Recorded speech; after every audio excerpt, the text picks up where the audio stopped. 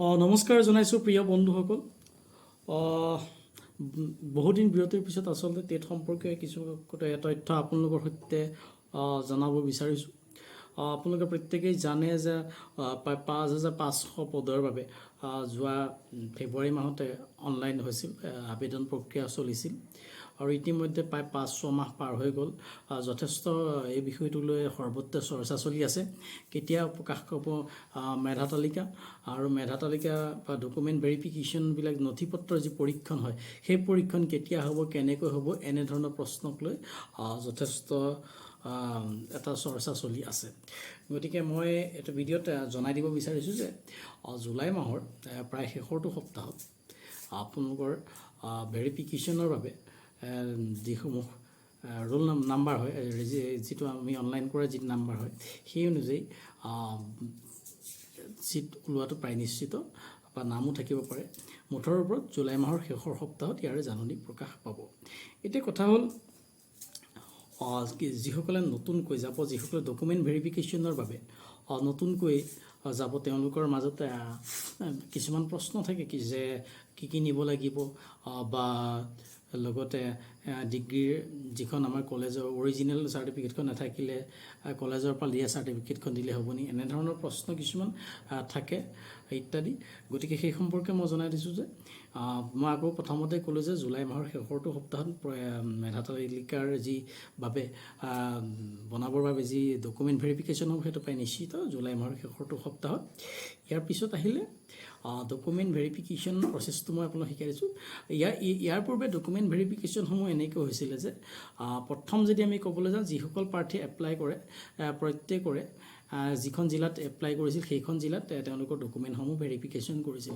ইয়াক লৈ যথেষ্ট আচলতে এটা বিতৰ্কমূলক পৰিস্থিতিৰ সৃষ্টি হৈছিল, কিয়নো কিছুমান প্ৰাৰ্থী আছে একেবাৰে উত্তৰ অসমৰ পৰা নামনি অসম যাবলগীয়া হৈছিল, এনেধৰণৰ পৰিৱেশ হৈছিল আৰু মোৰ লগত চাকৰিটো নাপাইছিল বহুতে, নম্বৰ কম। গতিকে সকলো প্ৰাৰ্থীৰ আচলতে ভেৰিফিকেশ্যন কৰা প্ৰচেছটো আছিলে, কিন্তু সেইটো আজিকালি নাই। ইয়াৰ পিছত এনেকুৱা এটা প্ৰচেছ উলিয়ালে যে মেধা তালিকা উলিয়াব, মেধা তালিকাত যিসকল প্ৰাৰ্থীৰ নাম থাকে সেইসকলক মুখ্য কাৰ্যালয়লৈ যি মাতি নি, সঞ্চালকালয় কাৰ্যালয়লৈ মাতি নি তাতে ডকুমেণ্টসমূহ চেক কৰিছিল। ঠিক আছে, এনেধৰণে মেধা তালিকা। কিন্তু এতিয়াতো এটা পাজল এটা দেখা পোৱা যায়, কি হয় মেধা তালিকা ইখনৰ পিছত সিখন 5খন 6খন 8খন 10খন এনেধৰণৰ মেধা তালিকা প্ৰকাশ হৈ থাকে আৰু প্ৰতিবাৰ মেধা তালিকা প্ৰকাশৰ পিছতেই প্ৰাৰ্থীসকলৰ মাজত ডকুমেণ্ট ভেৰিফিকেশ্যন হৈ গৈ থাকে, নতুনকৈ যিসকল সংযোজন হয়। গতিকে কেৱল বহুতবাৰ ডকুমেণ্ট ভেৰিফিকেশ্যন হ'ব লাগে আৰু শেহতীয়াকৈ যোৱাটো বৰ্ষতে ডকুমেণ্ট ভেৰিফিকেশ্যনৰ প্ৰচেছটো কিছু চেঞ্জ কৰি দিছিল। এইটো চেঞ্জ কৰিছিল, ধৰক এখন জিলাত আছে ধৰক পোষ্ট আছে 80টা, সেই অনুযায়ী 160জনমান, প্ৰায় শব্দটো মই ইউজ কৰিছোঁ, প্ৰায় দুগুণমান প্ৰাৰ্থীক মাতি দিছিল ডকুমেণ্ট ভেৰিফিকেশ্যনৰ কাৰণে প্ৰথমতে মেধা তালিকা প্ৰকাশ নকৰাৰ আগতেই। গতিকে প্ৰচেছটো বুজি পাইছে চাগে। মানে এনেকুৱা কৰিছিল যে ধৰক পোষ্ট ধৰি লৈছোঁ, আমাৰ পোষ্ট আছে 5,000মান আছে, গতিকে 8-10,000মান মানুহক মানে প্ৰাৰ্থীক মাতি ডকুমেণ্টসমূহ ভেৰিফিকেশ্যন কৰাৰ যি এটা ব্যৱস্থা যোৱাটো বছৰত লৈছিল। ঠিক এইবাৰ ঠিক সেইটোৱে হ'ব। মেধা তালিকাৰ বাবে মানে কি হয়, ধৰক এখন জিলাত তেওঁলোকে কাট অফখিনি চাই পিনি কি কৰিলে, কাট অফখিনি মানে মাৰ্কছখিনি চাই পিনি কাট অফটো কিমান হয় সেইটো ভাবি, ধৰক মই পুৰণা এটা বা এইবাৰৰ যিটো মেথড, নতুন মেথড, সেইটো মেথড মই কৈছোঁ। ধৰক LPত 60 পালে 100ৰ ভিতৰত, আউট অফ 100 60 পাইছে, 60লৈকে ৰাখিছে। তেওঁলোকে কি হৈছে 54-55 মানলৈকে আছে, সেইসকল প্ৰাৰ্থীকো মাতি দিছে, কাৰণ দ্বিতীয় তৃতীয় যিবোৰ প্ৰিফাৰেঞ্চ দিয়া জিলা হয় সেইসমূহ জিলাত পোৱাৰ সম্ভাৱনা থাকে। গতিকে সেই তেনেকৈ প্ৰায় জিলাত কি কৰিছিল, 100টা পদৰ বিপৰীতে প্ৰায় 200জন প্ৰাৰ্থীক মাতিছিল আৰু ডকুমেণ্ট ভেৰিফিকেশ্যন কৰিছিল।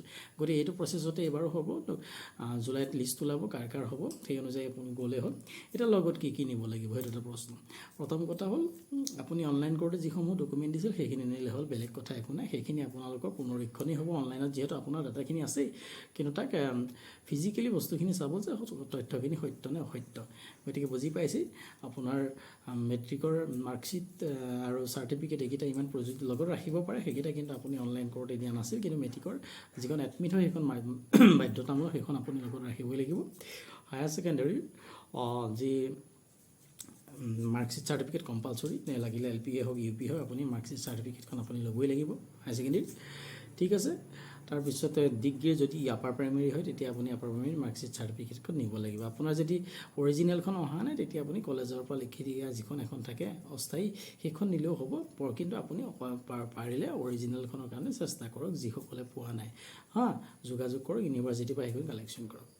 ইয়াৰ পিছত আহিলে DLEDৰ আপোনাৰ বা BEdৰ মাৰ্কশ্বিট চাৰ্টিফিকেটখন আপুনি লগত লৈ যাব, লগত আধাৰ কাৰ্ড ভোটাৰ কাৰ্ড যি আছে এটা আইডেণ্টিটি প্ৰুফ লগত লৈ যাব, এইখিনি লৈ যাব।